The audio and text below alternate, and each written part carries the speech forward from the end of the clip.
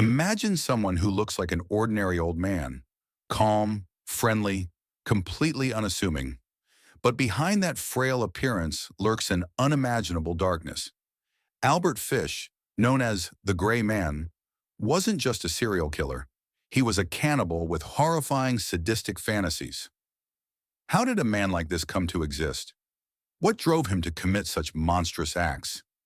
In today's video, we're diving into the terrifying story of Albert Fish, from his troubled childhood to the gruesome crimes that shocked the world. Stay tuned and don't forget to like, subscribe, and turn on the notification bell so you never miss a chilling story like this. Albert Fish, born Hamilton Howard Fish on May 19, 1870, in Washington, D.C., remains one of the most infamous and unsettling figures in American criminal history. Known by chilling monikers such as the Gray Man, the Boogeyman, and the Werewolf of Wisteria, Fish's crimes were characterized by their gruesome and shocking nature. His story is a grim exploration of the darkest recesses of the human mind and the societal factors that shaped his descent into depravity. By examining Fish's early life, psychological development, and eventual crimes, we gain insight not to excuse his actions, but to better understand how such a monstrous figure came to be. Albert Fish was born into a family burdened by instability and mental illness.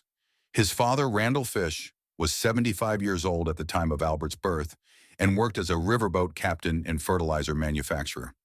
His mother, Ellen Frances Howell, was 43 years younger than her husband. The significant age gap and the eventual death of Randall Fish when Albert was only 5 years old left the family in financial ruin.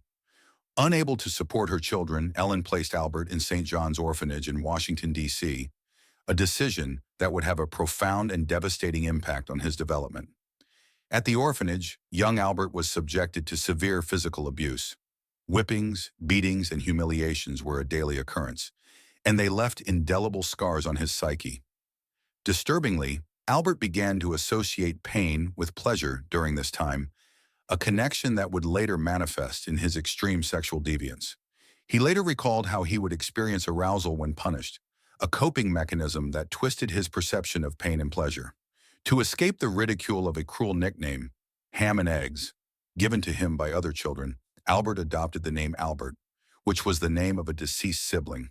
This marked the beginning of his attempt to redefine his identity amid an environment of cruelty and neglect. After leaving the orphanage in 1880, Fish reunited with his mother, who had secured employment and was able to provide for her children. However, the damage to Albert's psyche had already been done. His teenage years were marked by the emergence of disturbing tendencies. At the age of 12, he initiated a relationship with a telegraph boy who introduced him to sadomasochistic practices, including the consumption of urine and feces. This period also saw the beginnings of his voyeuristic habits. Fish would frequent public baths to watch young boys undress, solidifying his predatory inclinations. In 1890, Fish moved to New York City, where his deviant behavior escalated. He worked as a male prostitute and began luring young boys, often targeting children under the age of 6. His actions were deeply rooted in the fantasies he had developed during his time at the orphanage and in his adolescence. Despite his twisted lifestyle, Fish entered into a conventional marriage in 1898. His mother arranged his union with Anna Mary Hoffman, a young woman 9 years his junior. Together, they had 6 children: Albert Jr., Anna, Gertrude, Eugene, John, and Henry. Fish appeared to be a devoted family man on the surface, but his private life told a different story. His marriage provided a facade of normalcy that allowed him to conceal his escalating perversions from those closest to him. Fish's deviant behavior grew more extreme as he aged. A pivotal moment occurred when a male lover took him to a wax museum. Fish became mesmerized by a display of a bisected human penis, an image that ignited an obsession with sexual mutilation. This fascination would later become a central element in his sadistic acts. Around 1910, Fish's first known act of extreme violence occurred. He met Thomas Bedden, a 19-year-old man with intellectual disabilities. Fish lured Bedden to a remote farmhouse where he tortured him for 2 weeks, culminating in the partial amputation of Bedden's penis. Fish had initially planned to kill him but decided against it, fearing that the heat would attract attention. Instead, he gave Bedden $10, attempted rudimentary medical care, and abandoned him. In 1917, Fish's wife left him for another man, taking their children with her. This event marked a turning point in his psychological state. Alone and increasingly unstable, Fish began hearing voices he attributed to God, commanding him to perform acts of violence and self-mutilation. He embedded needles into his groin and abdomen, a practice that X-rays later revealed. Additionally, Fish would stuff wool soaked in lighter fluid into his anus and set it alight, further showcasing his profound mental deterioration. Fish's crimes during the 1920s were opportunistic and brutal. He traveled extensively across states, targeting vulnerable children. He would often pose as a friendly and harmless elderly man, gaining the trust of parents and his victims. Fish's small stature and unassuming demeanor made it easy for him to approach families without raising suspicion. One of his most heinous acts occurred in 1924 when he attempted to abduct 8-year-old Beatrice Keel. Fish had offered to pay her family for help with chores, but the child's mother intervened, forcing him to leave. Later that evening, Fish returned to the Keel family's barn, but fled when he was discovered. This incident highlights Fish's predatory nature and his persistence in pursuing victims. Fish's most infamous crime was the abduction and murder of 10-year-old Grace Budd in 1928. Under the guise of Frank Howard, a kind and respectable farmer, Fish visited the Budd family in Manhattan. He had initially planned to lure Grace's older brother, Edward, to his farm for employment, intending to kill him. However, upon seeing Grace, he shifted his focus. He convinced her parents to let her accompany him to a supposed birthday party for his niece.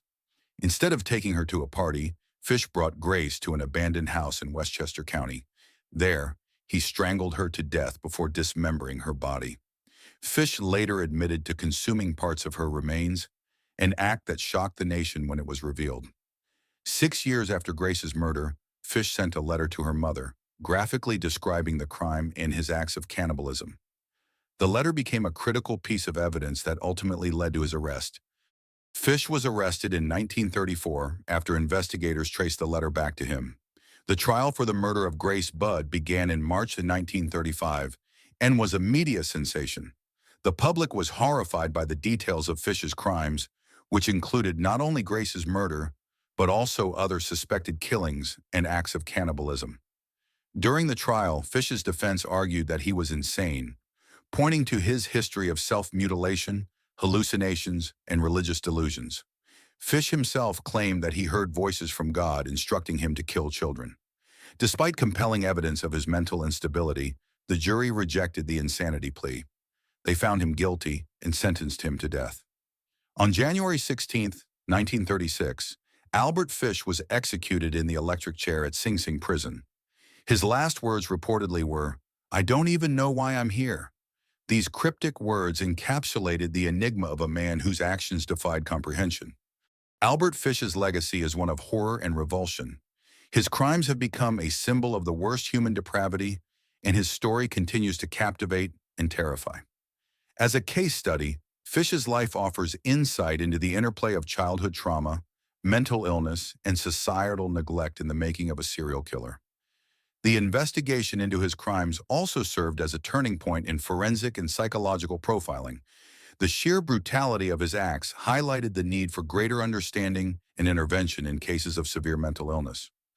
Fish's story remains a cautionary tale, reminding us of the consequences of ignoring the signs of deep psychological distress and societal failure.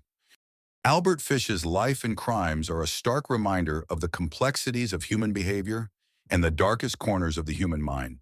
While his actions are unforgivable, understanding the factors that shaped his descent into monstrosity can provide valuable lessons for preventing similar tragedies in the future. His story is not just about a single man's depravity, but about the societal and psychological forces that allowed his horrors to unfold unchecked. The story of Albert Fish is proof that real-life monsters don't always hide in the shadows. Sometimes they walk among us, disguised as ordinary people. What do you think about this case?